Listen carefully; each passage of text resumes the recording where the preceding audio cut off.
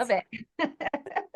Yeah. So, man, I think what I believe about myself today is so vastly different from how I navigated probably the first 40 years of my life, right? Mm-hmm. So I shared in our previous conversation, I'm an adoptee, um, and I'm also a queer identified person, but I actually think the adoption, even though I was adopted very young, I was adopted at 7 days old.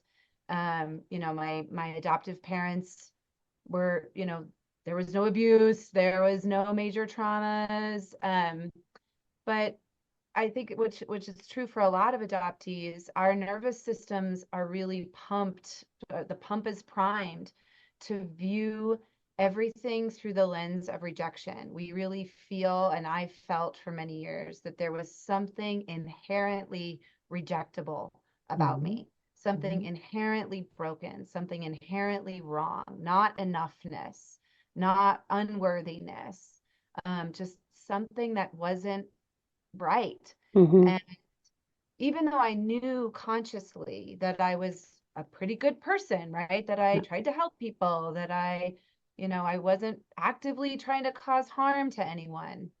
Um, the undercurrent of my subconscious self-beliefs was really organized around shame.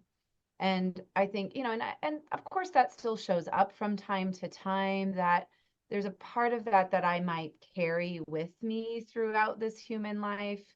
But man, has it shifted a lot. And so I think what I try to believe about myself now, and what is getting to my heart and my bones and my spirit, and my younger parts are starting to believe more, is what I actually believe is true of all beings, which is that we are always and already enough, lovable, worthy, and inherently and divinely connected to every other living thing Mm-hmm. on this planet.